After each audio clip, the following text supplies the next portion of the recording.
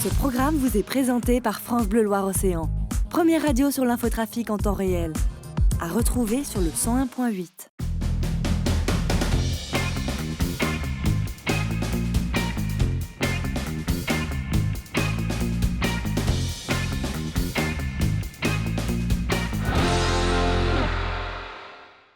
Bonjour à tous et bienvenue dans Sur Place, l'émission qui se déplace au gré de l'actualité et quelle que soit la météo. Aujourd'hui, l'actualité, elle est à Saint-Nazaire et on va vous parler des 35 ans du lycée expérimental de Saint-Nazaire qui a été ouvert en 1982 et il célèbre cet anniversaire cette semaine.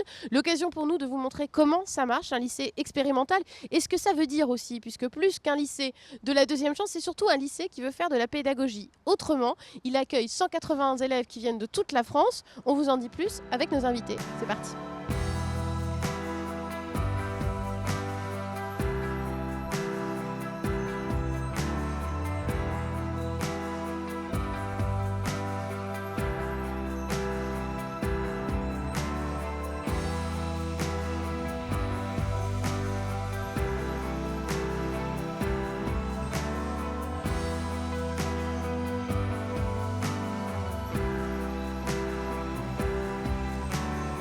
Alors, le lycée expérimental, il a 35 ans. Il va avoir 35 ans, là, le 2 février. On peut revenir un peu sur les débuts, justement, en 1982. Comment ça a commencé, le lycée expérimental ? Alors, vous n'y étiez pas. Non. Mais l'histoire est connue, c'est Gabriel Cohn-Bendit. Alors, en fait, il y avait, dans les années 70, sur Saint-Nazaire, il y avait une équipe de professeurs qui avaient déjà envie de faire autrement, en fait. Et puis, ils ont commencé à réfléchir. Et en 1982, Gabriel Cohn-Bendit et André Daniel ont décidé vraiment de fédérer une équipe et de n'être plus seulement dans la réflexion, mais de passer à l'action. Et donc, il y a eu cette fameuse lettre adressée à Monsieur Savary, qui était alors ministre de l'Éducation nationale.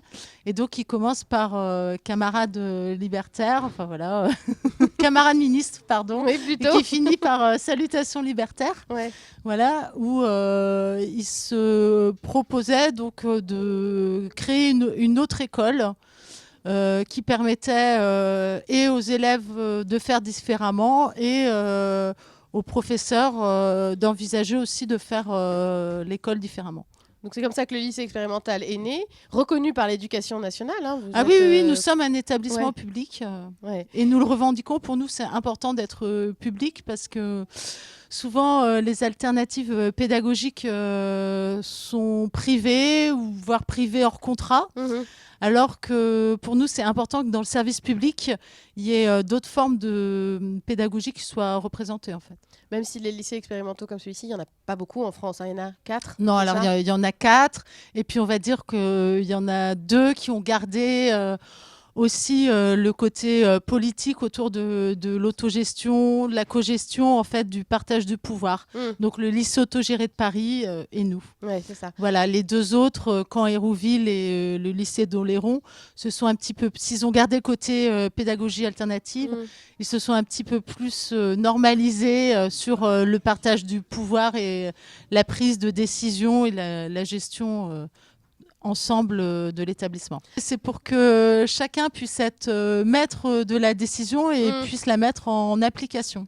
Donc ça, c'est pour les décisions les plus importantes de l'établissement. Après, il y a de la gestion au quotidien aussi, mais ça se passe aussi avec les élèves. Oui, complètement. Alors, donc la gestion, c'est tous les 15 jours. Il y a un groupe de base qui prend en charge le fonctionnement très concret de l'établissement.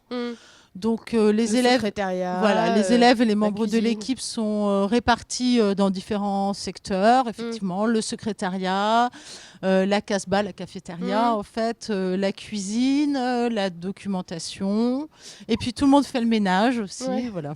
Le bricolage de temps en temps quand il y a des petites choses à réparer. Moi, j'ai enseigné quelques années dans le traditionnel, comme on dit, avant d'arriver ici. Et j'essayais déjà d'instaurer dans ma classe cette égalité, en fait, et cette co-construction des savoirs et du pouvoir.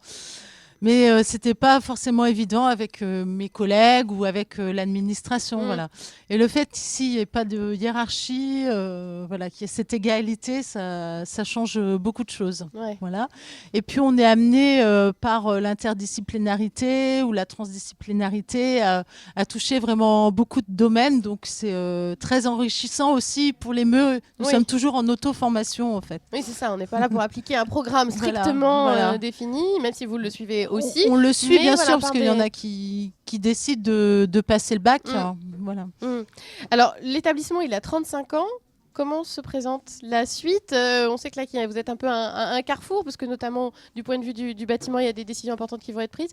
Comment se présente l'avenir pour le lycée expérimental de Saint-Nazaire ? Eh bien là, on est en pleine interrogation et en pleine recherche de solutions concernant le bâtiment. Hein, c'est pour ça qu'on a intitulé cet anniversaire 35 ans et après. Hein, parce que même si on sait que la part du rectorat et du ministère, il y a une volonté que cette expérimentation se poursuive, on ne sait pas dans quel cadre elle va pouvoir se poursuivre, puisque le propriétaire du bâtiment, Silène, donc l'office HLM de Saint-Nazaire, ne souhaiterait plus être notre propriétaire. Et donc, nous sommes à la recherche de solutions pour changer de propriétaire, parce que nous voulons vraiment rester dans ce bâtiment que nous avons modelé vraiment à notre pédagogie, voilà, de grandes salles qui permettent d'être en cercle, un hangar qui sert aussi de salle de spectacle et pour les assemblées générales, enfin, une cuisine, voilà, bon, tous les bâtiments publics ne disposent pas de cet équipement. Et puis là, vous êtes dans le centre de Saint-Nazaire, à proximité des voilà, alors culturels. Voilà, c'est ça, comme on aime bien aussi, nous, on a beaucoup de littéraires de L. Et on a beaucoup d'élèves qui aspirent à des formations artistiques. Voilà, et donc on aime beaucoup être en contact. Enfin, pour nous, c'est très important qu'ils soient en contact avec tout ce qui relève du spectacle vivant, des expositions, etc. Donc on est en lien avec toutes les structures culturelles de Saint-Nazaire. Et ce sont de véritables partenaires. Et voilà, donc quitter le centre de Saint-Nazaire, pour nous, ça serait compliqué aussi de ce côté-là. Mais pour l'instant, vous êtes un peu dans l'expectative. Y a pas... Voilà, là, vraiment, on est dans l'attente. On relance le ministère, le rectorat, la région. Qui gère les lycées. Voilà, qui normalement doit... À la responsabilité des lycées. Voilà, doit gérer les bâtiments des lycées. Et puis... on cherche aussi d'autres solutions, peut-être pourquoi pas un financeur privé pour l'achat du bâtiment. Enfin, voilà. L'ambiance dans les lycées traditionnels, elle est vraiment pas terrible.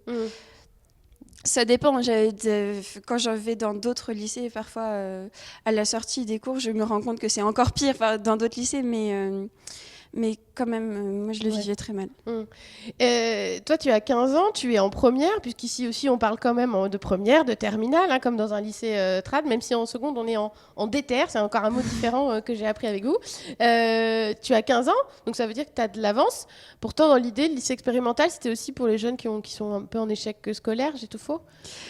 À la base, c'était pas du tout pour un type de personnes, en fait, un type de parcours. Et ça se voit quand on interroge les gens du lycée XP, que c'est jamais la même raison pour laquelle ils sont là, qu'ils ont tous eu un parcours différent.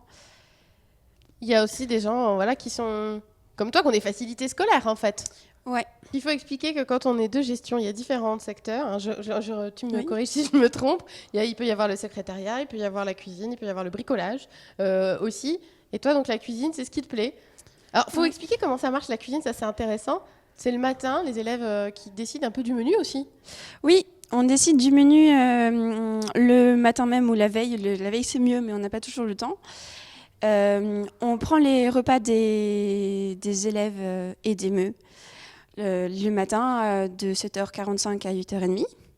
Après, on fait les comptes pour voir... on prend l'argent, en fait. Non seulement on coche leur nom sur la grille avec s'ils veulent un menu végétarien ou pas, parce qu'il y a beaucoup de gens qui sont végétariens ou qui veulent juste pas manger de viande au lycée.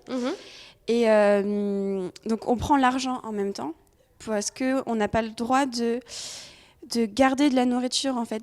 On n'a pas de chambre Chambre froide. de chambre froide, donc on est obligé d'acheter la nourriture le matin même. Donc on fait les comptes, on décide des ingrédients de tout ce qu'on va acheter. On va faire les courses et après c'est la course pour Pour préparer le repas. voilà, pour préparer le repas. Mais c'est pas fini. Après on le sert un peu comme dans un restaurant en fait. Et après la gestion mange. Donc, les gens de gestion, il y a un deuxième service pour eux. Parfois on recuit, enfin on cuit d'autre part, voilà. Et après il y a la vaisselle et le ménage. Et ça prend bien toute l'après-midi si on n'est pas assez... Parce qu'il y en a qui se carapatent le midi. Au moment où il faut faire la vaisselle. C'est ça. Ça arrive. Ce qui m'a frappé un peu, c'est que vous écrivez partout sur les murs. Il y a de la déco partout, il y a des choses, il y a même là une frise au plafond. C'est liberté d'expression partout dans le lycée expérimental. En gros, ouais, c'est ça. On fait pas ce qu'on veut quand même, parce qu'il y a la gestion et tout ça, donc c'est un peu co-gestionné, donc on fait pas ce qu'on veut sur les murs. Mais en gros, ouais. Ouais. Quand on est au lycée expérimental, on fait un peu de la politique aussi, non ? Ouais. Ouais. C'est politique d'être ici. Ouais, il y en a pour certains, ouais, c'est un peu un choix politique. C'est un lycée qui est très politique. Tu te sens engagé toi aussi, du coup, en étant là ? Et du coup, je me suis engagé en participant donc à la commission bâtiment, à toutes les petites réunions qui se passent autour de ça. C'est sûr qu'on participe beaucoup plus à la vie politique du lycée et un peu en dehors du lycée. Parce qu'il y a même des affiches contre l'aéroport de Notre-Dame-des-Landes ici, Ouais. par exemple. On est quand même... Oui, on est quand même sacrément engagé. Il y a aussi une fois où un atelier qui est parti directement à Notre-Dame-des-Landes. Donc on est très engagé politiquement au lycée expérimental. Restez avec nous dans quelques instants. On continue à vous parler du lycée expérimental de Saint-Nazaire de l'intérieur à travers le témoignage de ses élèves. C'est juste après la pause.